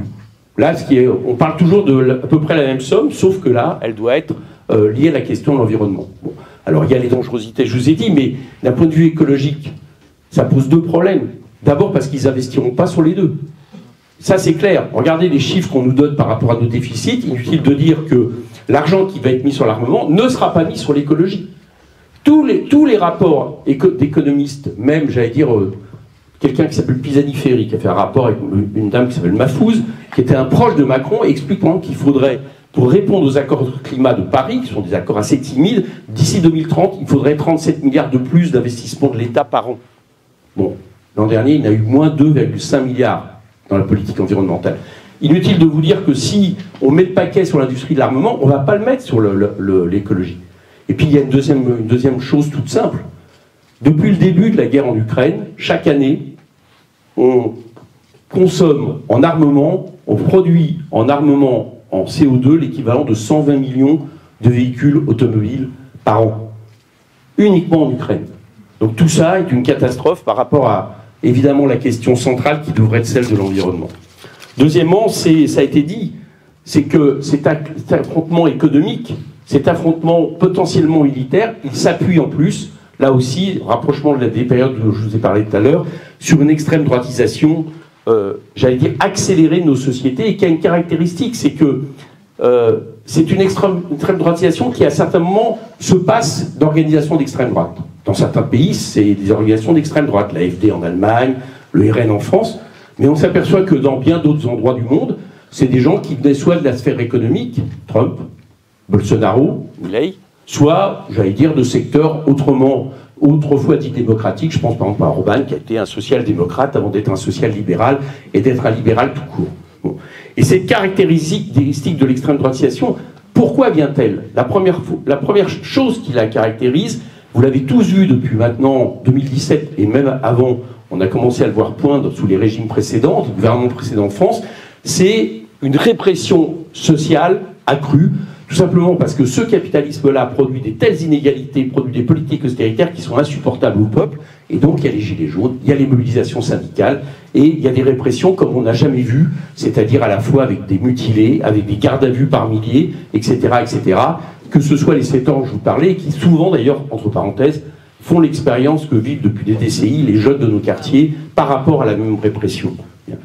La deuxième caractéristique de cette extrême droitisation, c'est évidemment ce qui a lien avec un certain obscurantisme. Ça fait quand même assez froid dans le dos de constater que sous Trump aujourd'hui, on interdit des livres, on interdit des mots dans des études scientifiques, parce qu'on les juge trop liés à la question environnementale. Bon, alors j'ai vu qu'il y avait des scientifiques américains qui voulaient venir chercher asile en France. Ben, ça en dit long quand même sur le problème. Mais vous rigolez, mais on a aujourd'hui une ministre de l'Agriculture. C'est mon collaborateur qui, au premier rang, est ici, qui me le soufflait il y a peu de temps, qui explique que, par exemple, elle demande à ses services de ne pas utiliser le mot agroécologie. Oui, oui, bien sûr. Donc le Trumpisme, c'est-à-dire cette manière obscurantiste vis-à-vis de la culture, vis-à-vis des sciences, vis-à-vis de l'éducation, Trump, je vous rappelle, a supprimé le ministère de l'Éducation aux États-Unis. Bon, c'est évidemment une autre caractérisation de cette fascisation. La troisième, c'est quelque chose qui, évidemment, est lié, je vais pas revenir sur tout ce qu'a dit Manon, mais lié à la question du racisme de manière fondamentale. Manon, on a parlé tout à l'heure, mais je trouve que le genre de personnage qui peut quelque part à un moment donné se passer de l'extrême droite, ou plutôt s'allier avec l'extrême droite pour faire une politique d'extrême droite, Retailleau effectivement en est le symbole. Bon. Et il en est un symbole assez éclairant dans ce qu'il dit pour montrer la menace. Là il prépare un bouquin, Retailleau, qui s'appelle « Ne rien céder, le manifeste libéral conservateur de Bruno Retailleau ». Vous inquiétez pas, je vous donne juste quelques phrases. Entre l'islamisme politique et le wokisme, une convergence des haines s'est établie. Il évoque le terme d'islamophobie qui sert de gaz incapacitant pour les islamistes en neutralisant tout questionnement sur l'islam. Vous avez compris, hein, ça veut dire que, en réalité, du fait de l'islamophobie, on ne pourrait pas s'interroger sur les discriminations que subit l'islam. Bon. Tous ceux qui viennent, par exemple, de constater que on n'a absolument rien fait sur le lycée Betaram, dans lequel il y a des violences structurelles et sexuelles depuis maintenant des décennies, et que par contre, la ministre de l'Éducation nationale, la même, fait un recours parce que le tribunal administratif a reconnu que le lycée Averroès dans le Nord n'aurait pas dû voir ses contrats avec l'État s'arrêter parce qu'il n'y avait pas de menace par rapport à la République. Vous remarquerez que là, pour Betaram d'un côté, évidemment, on peut laisser les gens se faire à moitié torturer, les élèves torturés tranquilles, et pour Claude, c'est pas le cas. Donc, il y a évidemment l'islam qui revient là. Et puis il ajoute, il appelle à retisser ces liens invisibles que sont le sentiment national, la transmission de la culture, la fierté d'appartenir à une grande civilisation, parce que la liberté doit s'enraciner quelque part. Il appelle ça la sève de la nation, la sève, l'enracinement. Relisez bien absolument tous les écrits des théoriciens de l'extrême droite d'avant Vichy. C'est exactement cela. Bon. Et c'est évidemment pas étonnant que le même Retailleau remet en question le droit du sol en faveur du droit du sang, parle comme Bayrou de submersion, du danger de submersion, et parle évidemment, Manon l'a dit tout à l'heure, des Français de papier qui sont maurassiennes. C'est Maurras qui a sorti pour la première fois ce terme, qui signifie qu'il y a deux types de Français, ceux qui sont d'origine, de filiation française, et puis les autres. Nous, par rapport à ça, nous le disons très clairement, nous sommes pour la citoyenneté politique que représente la République française. Et qu'en aucun cas, il est inadmissible qu'à un moment donné, des gens à gauche imaginent des alliances avec ce genre d'individus qui malheureusement n'est pas un cas unique, parce que même Darmanin le dit, en aucun cas nous céderons sur la question qui a déjà été trop longtemps remise en question du droit du sol. Pas plus que nous n'accepterons, parce que c'est induit dans ce que vient de dire Retailleau, parce que par ailleurs, il écrit ce qu'il entend par civilisation, c'est évidemment les racines judéo-chrétiennes de la France, qui est une fumisterie quand on regarde l'histoire, en réalité. Bon, mais nous ne céderons pas, effectivement, à la question du choc des civilisations, et je ne reviendrai pas sur ce qu'a dit tout à l'heure Nadège, dans la manière dont Benjamin Netanyahou utilise ce concept pour faire en sorte de transformer une guerre coloniale en guerre de religion, et nous laisser croire qu'il s'agit là de le même affrontement que nous aurions vis-à-vis de Daesh, alors même que c'est un affrontement contre un peuple victime d'un génocide. L'extrême droitisation, c'est aussi à un moment donné de calomnier des adversaires. Je voudrais, au nom de France Insoumise, vous dire que ce que nous pouvons ressentir, et j'aimerais ici que tous ceux qui sont dans cette salle, qui se disent des fois bon, mais pourquoi ils vivent ça finalement? Est-ce que, par exemple, ils ont été trop loin, etc. La calomnie, regardez bien ce que fait le Trumpisme. La calomnie des opposants politiques, elle est consubstantielle de la montée du fascisme. Toujours. Quand quelqu'un comme Aurore Berger répond sans aucune réaction de tous les autres groupes de gauche, je dois le dire, nous répond sur une question au gouvernement. D'ailleurs, ce n'est même pas à nous, c'est-à-dire répondre à une question écologique d'un député écolo, en disant, en France, les trois lettres qui caractérisent l'antisémitisme, c'est trois lettres L, F, I. Je vous assure que tout le monde devrait comprendre que là, c'est nous qui sommes la cible, mais que la suite, ce sont les suivants, parce que ce monde-là n'accepte pas de compromis par rapport à ça et à la calomnie, qui est une manière d'utiliser la question du choc des civilisations et la question de l'antisémitisme en dévoyant la lutte contre l'antisémitisme, justement pour marginaliser les opposants. C'est effectivement quelque chose d'extrêmement fort, quelque part. Vous savez, le terme islamo-gauchiste, que Retailleau utilise aussi, rappelle pour ceux qui connaissent un peu l'histoire au terme judéo-bolchevique des années 30. C'est exactement la même question pour faire en sorte de condamner par avance des oppositions. Et d'un point de vue juridique, l'apologie de terrorisme qui est utilisée est à tomber par terre. Que Rima Hassan passe 11h30 en garde à vue, tout simplement pour avoir à un moment donné exprimé une opinion sur le conflit israélo-palestinien. 11h30. Députée européenne, que Mathilde Panot a été aussi en garde à vue, elle a été relaxée, mais sur les mêmes questions, que Anas Kazib passe le 18 juin au tribunal, exactement pour les mêmes raisons, que des dizaines, parce que ça c'est des gens connus, qui quelque part ont des appels. Moi j'ai signé l'appel pour Anas par exemple, je suis très content, j'apparais derrière le King Eric Cantona, les supporters de Red Star verront pourquoi je suis assez content d'être derrière le King Eric Cantona, c'est l'ordre alphabétique. Mais Anas, Mathilde, Rima, ils ont encore des soutiens qui sont derrière eux. Mais sachez qu'en ce moment, en réalité, il y a des dizaines et dizaines de personnes syndicalistes qui sont traînées devant les tribunaux, avec à chaque fois de l'argent à débourser, parce que c'est aussi une manière de faire pression, sur cette histoire d'apologie terroriste qui signifie tout simplement le fait de reconnaître aux Palestiniens le droit d'exister. Bon, tout ça est effectivement aussi un lien avec l'extrême droitisation. Bon, tout ça s'accompagne aussi, j'allais dire, d'un dévoiement de la démocratie, un dévoiement lent de la démocratie. Alors, on le connaît d'ailleurs, ça va bientôt faire 10 ans. Un dévoiement lent de la démocratie que nous avons connu, qui a un rapport avec ce qu'on vit aujourd'hui, qui a même été un peu le démarrage, j'allais dire, de cette démocratie censitaire qu'on connaît en France. C'est la manière dont on a contourné la victoire au traité constitutionnel européen le 29 mai 2005, donc il y a bientôt 20 ans, pardon, Voilà, c'est ça, je me vieillis, je me rajeunis plutôt. Et évidemment, qui s'est poursuivi cet été. On a connu quelque part le remake. La victoire en juillet du nouveau Front populaire aux élections législatives, avec dès le lendemain un président de la République qui décide de ne pas suivre du tout ce qui a été le suffrage, évidemment, est une manière, entre guillemets, light, de dire bah, vous pouvez voter ce que vous voulez. En réalité, c'est même plus la peine que vous votez. D'ailleurs, à mon avis, c'est ce qu'ils veulent qu'on se dise. On continuera la même politique. Et puis, là, inutile de dire que ça a continué depuis, puisqu'on a quand même le record en France de l'utilisation de quelque chose, bien sûr, il n'y a quasiment aucune démocratie parlementaire qui a ça, c'est le 49.3, qui est une façon de faire passer le prolongement de l'âge de la retraite de 2 ans sans que le Parlement vote, et pour cause, puisque le Parlement était contre, d'ailleurs comme tous les syndicats, comme 95% des salariés, mais aussi, par exemple, tous les budgets. Nadège dit, me parle de mon combat sur le budget, je combat sur le budget, on a quand même une situation sidérante, c'est que le budget n'est plus voté en France depuis 3 ans. Bon. Or, le Parlement, l'Assemblée nationale, pendant la Révolution française, se crée sur les questions budgétaires. Eh bien, on est privé de voter sur le budget tout simplement parce qu'on ne voterait pas ce que propose le gouvernement. Enfin, dans quelle démocratie vivons-nous ce genre de procédé? Tout ça, évidemment, relayé, dernier point de l'extrême droitisation et de ce pouvoir par des médias. Alors moi, franchement, on est quand même pas mal à avoir des cheveux blancs dans la salle. Moi, je me souviens d'une période où, par exemple, tu disais maintenant, tu parlais de CNews tout à l'heure, tu disais, si avec ça, t'as raison, si avec ça. Bon, enfin, ce que dit CNews devant 1 million de téléspectateurs tous les jours, mais il y a une trentaine d'années, ça se passait dans des arrière-salles de café, clandestines, d'accord? Parce que personne n'aurait osé faire en sorte que des propos racistes aussi évidents se font. Et maintenant, c'est des plateaux dans lesquels les gens disent « Ah, on peut plus rien dire ». C'est CNews. Mais ça a été dit tout à l'heure, enfin, le fait d'avoir Frontières, magazine qui... c'est pas un magazine, ils ont compilé sur les réseaux sociaux tous les attaques sur les députés insoumis, les collaborateurs, maintenant il a eu droit, etc. Le fait d'avoir Frontières, le fait d'avoir Furia, espèce de magazine d'extrême, je ne connaissais même pas, vous ne savez pas vu, il était affiché sur les panneaux Bolloré achète pendant des jours à Paris avec l'exaltation de la peine de mort. Enfin, c'est sidérant. Et les autres médias, en plus, suivent le là.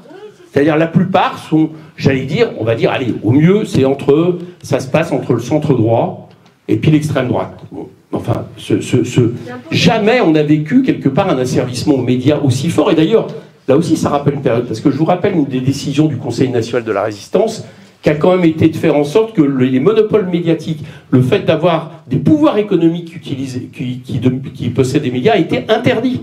Et là, on est revenu à fond sur le fait que le système capitaliste produit ce dont il veut que les gens pensent à travers quelques médias. Bon, et je ne parle même pas des réseaux sociaux, je vais y venir tout à l'heure. Cette question, je l'ai dit, est faite pour, en réalité, éliminer toute opposition réelle à un système qui, finalement, s'établit sur une chose. Bon. Alors, je ne vais pas pleurer le libre-échange. On est en train de sortir du libre-échange, incontestablement. C'est ça la nouvelle ère. Bon, le libre-échange, c'était une manière pour le capitaliste d'asseoir sa domination pendant 40 ans, avec les taux de profit dont j'ai parlé tout à l'heure, et avec une concurrence internationale qui permettait de toujours mettre en valeur le moins-disant social. C'était les mêmes capitalistes qui délocalisaient un endroit, mais on a vu les défauts. Bon. Les défauts, aujourd'hui, de ce que propose Trump, c'est cette guerre commerciale à outrance qui n'est pas meilleure pour l'humanité. C'est pas du protectionnisme, c'est une guerre commerciale qui s'appuie toujours sur la même chose, comme le libre-échange. Et c'est ça aussi qui le rend insupportable. C'est qu'il s'agit de faire payer aux travailleurs les profits du capitaliste toujours plus importants. Et comme ce même capitaliste, qu'est-ce qui se passe? Il est en confrontation et qu'il n'a plus d'espace à dominer aussi facilement qu'au temps des colonies, eh bien, la pression est d'autant plus forte sur ces travailleurs, pour justement les taux de profit restent toujours plus hauts. Et c'est donc pas très étonnant que depuis 2017, la marque du macronisme, quelque part, c'est de s'être attaqué aux salariés sur les retraites, sur la réforme Pénicaud, qui était une réforme de casse du Code du travail, soit dit en passant aussi de casse d'instances de démocratiques, je pense par exemple au collectif sur de CHSCT, pardon, sur tout ce qui était lié à la santé. Bon, mais c'est vrai aussi à peu près de toutes les politiques fiscales et autres qui ont toujours essayé de faire passer sur le dos du travail le maintien de profits faramineux du capitalisme. Macron, c'est ça. Macron, depuis 2017, c'est ça. Si j'avais un chiffre à résumer de ce qu'est le macronisme, permis justement par toute cette politique autoritaire et austéritaire, c'est le fait que les 500 plus riches personnes de ce pays possèdent aujourd'hui 42% du patrimoine national. Ils en possédaient seulement 20% en 2017. Ça veut dire qu'en 7 ans, ils ont vu leur patrimoine doubler. Et comme dans le même temps, le patrimoine national n'a pas doublé, quand vous doublez votre patrimoine sur un patrimoine qui n'a pas augmenté d'autant, ça veut dire que vous le faites sur le dos des autres. C'est exactement ça le macronisme. Avec des cadeaux fiscaux, ça doit le bouclier social qui est la flat tax pour le capital, qui fait que les revenus du capital ne peuvent pas être taxés à plus de 30%, la suppression de l'ISF, etc. On a assisté véritablement à une guerre de classe menée sur le dos du monde du travail, qui a vu, j'allais dire, sa part dans la production de la richesse nationale ne cesser de baisser au profit, j'allais dire, le mot capitaliste est même impropre, parce que c'est au profit des ultra-capitalistes, au profit de quelques centaines de personnes qui non seulement produisent une société inégalitaire, mais en plus privent l'État des revenus absolument nécessaires. Les cadeaux fiscaux d'Emmanuel Macron aux plus riches, à ces quelques centaines de personnes, c'est des dizaines de milliards d'euros par an qui, évidemment, nous coûtent, d'autant plus que, comme on nous explique que les déficits augmentent, les recettes baissent, et à chaque fois que les recettes baissent parce qu'on fait des cadeaux aux plus riches, on remarquerait que les mêmes nous disent toujours c'est les dépenses publiques qui doivent baisser, c'est normal, puisque c'est toujours les mêmes qui doivent payer, puisque très souvent les dépenses publiques, c'est les services publics, et que c'est, j'allais dire, le seul bien finalement de ceux qui n'ont que leur force de travail pour vivre, qui est pris grâce à cet argent qui est monopolisé par quelques centaines. C'est une guerre sociale. Derrière la question de la guerre commerciale, derrière la question aujourd'hui de la forme de domination capitaliste, c'est une guerre sociale permanente qui est mise en place et qui est peut-être, à mon avis, la plus violente, je l'ai dit tout à l'heure, qu'on ait connue depuis finalement la libération. Je pense que sur ce qui arrive aujourd'hui, c'est-à-dire sur cette question d'un monde qui passe du libre-échange à la confrontation potentiellement militaire, je ne reviens pas sur la description de Nadège, une confrontation commerciale, je ne pense pas que la France doit rentrer là-dedans. Je ne pense pas que la France doit soit suivre, soit prendre la tête elle-même en essayant de constituer un autre bloc impérialiste pour rentrer en concurrence. Pour une bonne raison, c'est que tout ça va rentrer, à mon avis, nous amener à la catastrophe, comme ça a amené le monde à la catastrophe avec 2 guerres mondiales. Je pense donc que nous devons mettre le clignotant. Nous devons montrer une nouvelle voie. Celle, ça a été dit tout à l'heure, du non-alignement, de l'indépendantisme. Une voie qui privilégie l'intérêt général, le long terme, la question de la planification écologique. Et cette voie, évidemment, elle est d'autant plus nécessaire que le monde de Trump, que j'appellerais comme ça, parce que c'est la forme de domination capitaliste aujourd'hui qu'il propose, même s'il la propose parce que les États-Unis, en réalité, n'arrivaient plus à trouver les mêmes marges de manœuvre dans le libre-échange qu'elle avait pu trouver autrefois. Mais le monde de Trump, c'est un monde qui est à rejeter pour 3 raisons. C'est un monde d'abord parce que c'est celui de la loi du plus fort. Réfléchissez bien, quand Trump dit « il y a trop de fonctionnaires », quand Trump dit « il faut fermer toutes les agences en réalité d'aide au développement, de la santé, etc. », il sait très bien qu'à partir de là, la nature de nos sociétés fait que les relations continuent à se faire entre individus. Mais si ce n'est pas l'État, si ce n'est pas les fonctionnaires, si ce n'est pas la puissance publique qui régule les relations entre les individus, alors c'est la loi du plus fort. Le monde de Trump, c'est la loi du plus fort d'un point de vue économique. Le monde de Trump, c'est la loi du plus fort d'un point de vue international. Voilà la raison pour laquelle, sur les traces de Netanyahou et de Poutine, il s'abstrait du droit international et estime, oui, qu'on peut envahir le Groenland, le Canada, le Panama, et ce qui peut lui enchanter. Et puis enfin, le monde de Trump, c'est si on n'y prend garde, si on laisse faire cette forme de domination capitaliste, aujourd'hui, vous l'avez constaté, qui pour moi est dans une voie de fascisation, mais c'est un devenir totalitaire possible. Totalitaire dans le sens où il est global. Musk, quelque part, représente ça. C'est-à-dire, dans les mains d'un seul homme, même si là, pour le coup, ses affaires économiques vont pas très bien, donc on peut penser que c'est peut-être pas lui qui va y arriver. Mais dans les mains d'un seul homme, un pouvoir médiatique et sur les réseaux sociaux inédit, un pouvoir économique inédit, un pouvoir politique inédit, c'est la théorie, c'est la définition même d'une globalisation et du totalitarisme. Voilà pourquoi je pense qu'il est urgent de mettre le clignotant. Nous n'avons pas à nous mettre, nous également, au diapason en essayant de se surarmer pour je ne sais quelle confrontation. Tout simplement, je l'ai dit, parce que, par exemple, si nous faisions pour la Russie, si véritablement nous suivions ce que disait le livre blanc européen, il y a quelques mois, le livre blanc européen, qui est une rare sagacité, qui expliquait que les États-Unis étaient notre allié traditionnel, bon, ben, un mois après, bonjour, qui expliquait que les Russes, alliés à l'Iran, à Téhéran et à la Corée du Nord, étaient nos adversaires, et la Chine, on ne savait pas trop, c'était un défi. Bon. On voit bien que si on suivait ça, c'est-à-dire si on se figurait le monde comme la France devant remplacer, par exemple, avec ses partenaires, les États-Unis en Ukraine pour éventuellement se confronter avec puissance nucléaire, ça ne fera ni le bonheur des Ukrainiens, ni des Russes, ni au bout d'un moment des Européens. Donc la France doit incarner une autre politique, celle d'un autre espoir, je l'ai dit, d'un alignement, d'indépendantisme. En gros, la France, elle doit dire ni Trump, ni Poutine, et ni Trump, ni le libre-échange. C'est ça que nous devons revendiquer, c'est ça que nous devons porter. Et nous devons le porter au niveau national, c'est pour ça que nous parlons de 6e République aujourd'hui, par justement le fait de relever le gant. Si le capitalisme est potentiellement totalitaire, ou en tout cas aujourd'hui autoritaire, eh bien nous devons incarner la démocratie, ça veut dire jusqu'au bout. La démocratie jusqu'au bout, ça ne peut pas être de se contenter des habits d'une 5e République qui permet justement tous les dérapages, qui permet le 49-3, cette fonction présidentielle avec un pouvoir dans les mains d'un seul, etc. Donc voilà la raison pour laquelle nous défendons une 6e République et que ça n'a jamais été aussi actuel, avec une application populaire par les référendums, avec la fin de la fonction présidentielle telle qu'elle est, avec une véritable démocratie sociale, avec aussi des règles constitutionnalisées qui fassent que nous prenions une 6e République écologique. Par exemple, la règle verte, qui est de se dire que l'économie doit être planifiée pour ne plus produire plus que la Terre ne peut consommer. Vous savez, cette journée qui n'a cessé de remonter, ou une trentaine d'années, on était le 31 décembre à minuit, aujourd'hui on est au mois de juillet, c'est-à-dire au mois de juillet on a produit et consommé plus que la Terre ne peut absorber dans une seule année. Cette politique de la 6e République, elle doit être définie, et notamment définie par le peuple à travers une constituante. Refuser le monde de Trump, je l'ai dit, c'est refuser d'être un impérialisme dominant, c'est refuser, au fond, il faut se le dire, parce que moi je ne crois pas que Trump soit un fou.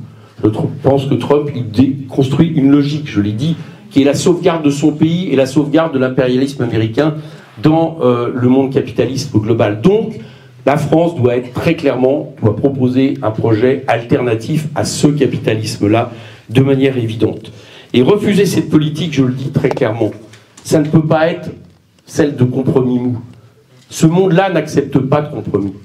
Je le dis notamment à tous les autres groupes politiques de gauche qui aujourd'hui, pour certains, rêvent ou continuent à rêver ou à revenir aux années Hollande, par exemple, qui nous ont donné Emmanuel Macron. Il n'y a pas de possibilité aujourd'hui pour imposer une ligne de rupture que de la porter, de l'incarner. Il n'y a pas de possibilité aujourd'hui d'éviter l'extrême droite que de lui opposer un projet alternatif au capitalisme et au productivisme. Ça veut dire quoi si s'opposer à ce monde de Trump, et j'arrive à ma conclusion? Ça veut dire d'abord de refuser la politique qu'on subit depuis bien avant, mais alors depuis 2017, ça s'est accéléré, de la politique de l'offre et de la compétitivité. C'était quoi leur projet? Ils nous disaient quoi? Ils nous disaient, on va attirer les capitaux, on va leur faire plein de cadeaux fiscaux, et puis ça va ruisseler, ça va produire des investissements, de l'emploi. Le bilan, il est catastrophique. Ils nous disaient, on n'a réindustrialisé le pays. Aujourd'hui, au moment où je vous parle, je vais y revenir tout à l'heure, au moment où ArcelorMittal, on annonce 600 licenciements, il y a 15 000 postes de salariés en moins dans l'industrie, et malheureusement, les plans de licenciement arrivent de manière massive. L'emploi, nous disait, l'emploi, il n'y a jamais eu autant d'emplois créés. Alors, ils se dépêchaient parce qu'ils oubliaient de dire qu'on est passé à 900 000 apprentis et que ça a largement permis d'améliorer les chiffres. Moi, je considère qu'un apprenti, c'est pas un salarié tel qu'on l'imagine, c'est avec un emploi à plein temps, c'est quelqu'un qui est en apprentissage. Et d'ailleurs, je suis assez rétif sur ces politiques du tout apprentissage.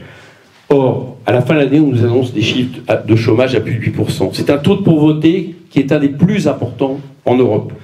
C'est un taux de productivité, pour eux, c'est important. Ça veut dire, quel est le taux de productivité des travailleurs qui est à 0? Ça veut dire qu'en réalité, ils ont produit, j'allais dire, un système économique et une activité économique qui est quasiment, en ce moment, atone. Et puis, en plus de ça, c'était leur critère, c'est des déficits qui ont pas cessé d'augmenter. Ils sont plantés partout. Leur politique de ruissellement n'a pas fonctionné et ils nous proposent, effectivement, Nadège le disait tout à l'heure, de continuer. C'est-à-dire que tout ce qui vient de foirer depuis 2017, ils nous disent, on y va, le monde change, on passe d'une époque à une autre, Tout ça, ça a échoué, mais on vous propose de continuer. Et donc, ils proposent 40 milliards d'économies sur les dépenses publiques en plus. C'est-à-dire qu'on ne revient pas sur les recettes, les cadeaux plus riches. On va peut-être attaquer les retraités, mais sur les cadeaux plus riches, on n'y touche pas. C'est juste 60 milliards d'euros par an qui manquent à l'État aujourd'hui. Et par contre, c'est 40 milliards de baisse de dépenses publiques. Alors, 40 milliards de baisse des dépenses publiques, juste pour vous donner une idée, l'an dernier, il y en avait 30. Ça a été moins 1,5 milliard de budget pour le logement. Chacun constate que le logement va très bien en France. À Saint-Ouen, on peut facilement se loger à des prix normaux, etc. Le logement social va très bien dans ce pays. Enfin bon, je vous dis ça évidemment sur le ton d'un sourire jaune. C'était, moi, je l'avais dit, plus de 2 milliards de baisse du budget de l'environnement. Mais par exemple, l'aide au développement, alors même au même moment où Trump est en train de le réduire à néant, on l'a baissé l'an dernier de 40%. Au moment où la France, par exemple, et l'aide au développement, tu peux en parler, Peter, tout à l'heure, tu parlais de nouveaux types de coopération avec les pays d'Afrique, notamment les pays d'Afrique francophone, où on a une place, par exemple. Bon, inutile de vous dire que quand vous baissez votre aide au développement de 40%, cette politique-là, le moins qu'on puisse dire, c'est qu'elle est remplie à néant, etc., etc. Et il nous propose de faire exactement la même politique, au lieu d'une politique de relance par justement la planification écologique que nous proposons, une réforme fiscale et de partage des richesses en faveur des salaires. Le deuxième point sur lequel que nous proposons, c'est de ne pas faire ce sur quoi apparemment l'Union européenne hésite aujourd'hui. Bon, par rapport à Trump. En gros, l'Union européenne hésite entre abdiquer, c'est-à-dire permettre en gros qu'on achète tous les produits américains en échange de tarifs douaniers pas trop importants, donc on achèterait toute leur énergie absolument polluante, leurs armes, etc. Ou alors de faire des droits de douane réciproques. L'un et l'autre sont stupides. L'un et l'autre sont stupides. Les droits de douane, vous pourriez me dire, bon, c'est normal, on lui fait la même chose que nous, sauf que si on augmente du jour au lendemain, sans avoir relocalisé l'industrie, les droits de douane aux frontières, c'est vous qui allez payer en réalité ce coût. Donc la question, elle ne se pose pas comme ça. La question, c'est que si on veut faire mal aujourd'hui au capitalisme en général et au capitaliste le plus agressif qui est celui des États-Unis, il faut taxer leur entreprise, il faut taxer les GAFAM, il faut taxer les entreprises de services, il faut taxer la finance des États-Unis. Et en plus, ça amènera des recettes. Et dans le même temps, parce que effectivement c'est nécessaire, oui, il faut mettre en place une politique de protectionnisme solidaire. Ça veut dire quoi? C'est pas une guerre commerciale que nous proposons, mais ça veut dire tout simplement qu'on se débrouille pour faire en sorte de relocaliser l'industrie qui peut se faire en France, relocaliser l'agriculture, avoir des circuits courts. Écologiquement, c'est plutôt raisonnable d'arrêter le grand déménagement du monde, et puis d'essayer d'éviter cette espèce de politique du moins-disant où nos capitalistes vont produire à l'extérieur. Vous avez vu qu'Arnaud menaçait de partir. J'ai envie de lui dire pars, puis laisse ton économie ici. Donc, en plus, il partira pas. Hein. Parce que je vous dis juste ça, on nous dit, vous savez, on a les prélèvements obligatoires les plus importants en France. Comment vous êtes fous, vous voulez augmenter les prélèvements obligatoires sur les riches? Alors je vous annonce une bonne nouvelle, quand vous gagnez 200 fois le salaire médian en France, vous n'êtes plus que dans la moyenne des pays européens des cadeaux fiscaux qui ont été faits en termes de prélèvements obligatoires. Autrement dit, plus vous gagnez de l'argent, moins il y a de prélèvements obligatoires. C'est ça la réalité. Bon. Donc cette politique, il faut effectivement y faire face avec ce protectionnisme solidaire. Et ça consiste aussi à utiliser à certains moments l'arme des nationalisations. Nous sommes pour nationaliser ArcelorMittal. Nous ne sommes pas d'accord avec une entreprise qui annonce 600 suppressions d'emplois, qui s'est empoché l'an dernier 300 millions d'aides publiques et qui en même temps fait 6 milliards de dividendes en 3 ans. Voilà, d'abord, quand on fait des dividendes, on ne devrait pas pouvoir licencier des personnes. Deuxièmement, quand on est dans un secteur stratégique, qu'on s'appelle ArcelorMittal ou Vancorex, qui est une entreprise qui produit des composants pour le nucléaire. Merci, des composants pour le nucléaire. Merci Nadège, qui a bien mieux suivi que moi. Enfin, j'ai bien suivi, en tout cas, qu'il fallait nationaliser. Alors, je vais les soutenir lundi à Grenoble, les salariés, comme quoi il va falloir, je répète ma leçon d'ici là. Il faut absolument passer par les nationalisations, en tout cas de politiques de protection, de relocalisation, de circuits courts, je l'ai dit. Des politiques aussi de conditionner les aides publiques. Rendez-vous, il y a 200 milliards d'aides publiques aux entreprises par an dans ce pays. Sans conditions, sans contraintes, dont une bonne partie est recyclée en dividendes. C'est juste, c'est juste, quand on nous parle de la question de la fiscalité, les Bernard Arnault pleurent, mais c'est juste irréalisable. Irréaliste, je me permets mes mots. C'est effectivement, enfin, là aussi ça a été dit tout à l'heure, c'est vrai pour l'Afrique, mais c'est vrai aussi pour les autres blocs économiques, avoir des autres rapports commerciaux, j'allais dire de gagnant-gagnant, avec des entités internationales, notamment celles qui sont affrontées en premier par les États-Unis. Je pense au Mexique, je pense à l'Amérique latine, je pense à l'Afrique, je pense aussi à la Chine, il faut le dire, pour essayer d'avoir des rapports commerciaux basés sur des gagnants-gagnants et qui permettent de ne pas être sous la domination, ou en tout cas les ambitions de domination américaine. Voilà les mesures que là, on voudrait mettre en place par rapport à la crise que déclenche Trump, mais vous avez bien compris que pour moi, c'est pas une crise que déclenche Trump, c'est une crise du capitalisme tel qu'il est aujourd'hui, et tel qu'il est aujourd'hui, il ne peut pas emporter la civilisation. Donc c'est un enjeu absolument fondamental. C'est une bifurcation absolument décisive. Donc voilà ce que nous et les filles, nous entendons défendre dans les prochaines élections. C'est quelque part une transition qu'on propose. Entre le monde de libre-échange, on refuse de rentrer dans ce monde dont Jaurès disait que le capitalisme porte en lui la guerre comme la nuée porte l'orage. C'est ça qui nous menace. Donc inutile de dire que nous entendons justement bifurquer et proposer l'autre modèle dont je vous ai parlé, pacifique, écologique, solidaire, fraternel, internationaliste. On le fera ça avec tous ceux qui partagent cette volonté de rupture, sur le plan de l'économie, sur le plan de l'écologie, sur le plan de la démocratie, sur le plan de l'internationalisme. Je le dis parce que ici dans la salle, je le sais, beaucoup de forces politiques sont ici présentes. Nous sommes partants pour travailler avec elles, pour faire en sorte que des municipales au plan national, on soit justement une alternative et qu'on ne voit pas triompher, que ça soit l'extrême droite ou que ça soit une droite extrémisée comme Retailleau. C'est la seule possibilité, à mon avis, qu'on représente. Et par rapport à ceux qui disent « mais c'est impossible, rendez-vous compte », je vous rappelle que en juillet 2024, jusqu'à 19h55, les sondages disaient que le Rassemblement national était largement en tête des législatives. Ne vous inquiétez pas, j'ai fini, et que ça ne s'est pas passé comme ça. Donc voilà ce qu'on propose, et comme nous sommes un parti de lutte, un mouvement de lutte, que je parle ici, il y a des gens qui sont pour beaucoup des lutteurs, on vous donne aussi rendez-vous le 1er mai, il faut faire de ce 1er mai, à travers des centaines de milliers de personnes dans le pays, un grand moment de mobilisation sociale, mais aussi pour la paix, contre le racisme, contre l'extrême droitisation. Merci à vous.